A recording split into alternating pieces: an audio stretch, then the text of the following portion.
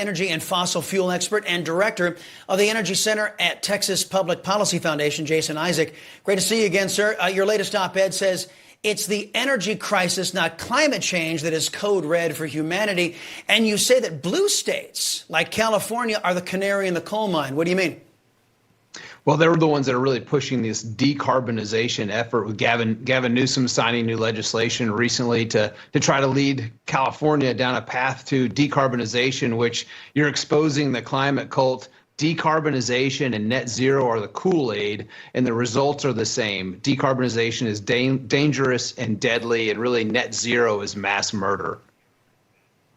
Well, California Governor Newsom is doubling down on his green energy agenda. He signed legislation to reduce what he calls pollution exposure in communities of color. He wants to expand energy jobs, whatever that means, and accelerate the state toward what he called renewable energy. Meanwhile, the left is pushing to eliminate using reliable, clean, and abundant natural gas. Why does the left wing hate an energy source which achieves their stated goal of clean, cheap, and abundant energy?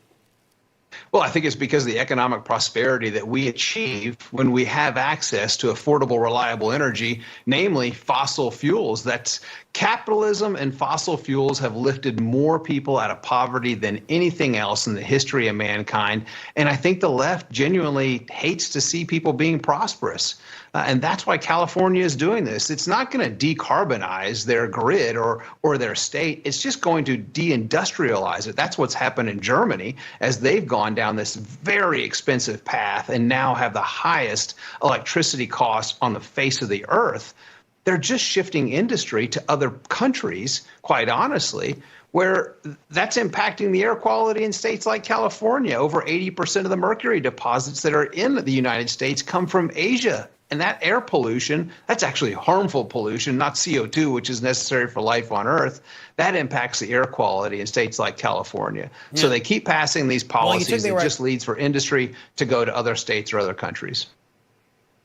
Sure, you took me right where I wanted to go. Since taking office, Joe Biden and his Democrats, along with their allies in woke corporate America, have sent us down this environmental social governance cuckoo train. Their efforts have put dictators like Vladimir Putin in the driver's seat, allowing him to hold Europe hostage using his energy. Isn't Joe Biden and the worldwide left helping one of the world's dictators finance his brutal campaign against Ukraine? You're absolutely right. And President Biden has just recently committed the United States to reduce CO2 emissions from 2005 levels by 50 to 52%.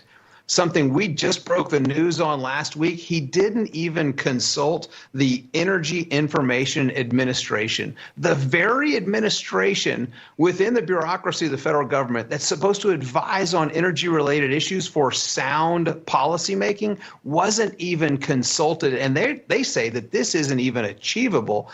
All it's going to do is increase costs, shift production, because it doesn't shift demand. It's going to shift production to places that could care less about the environment, not to mention human rights. Yeah, well, no kidding. And we in our special, we did exposing the climate cult. We had determined there are not enough raw materials for not even one generation of electric vehicles. That the worldwide left, the Democrat Party, is setting us on a course to strip mine the earth to find all this lithium and all of these toxins that make up the solar panels and these batteries. And we don't even have enough to get it done. And I'm wondering what the end game is here. I think you hit on it, Mr. Isaac. They just want us deindustrialized and everything that goes along with it, a sadder quality of life. Jason Isaac, thank you very much. Appreciate the visit. Coming up.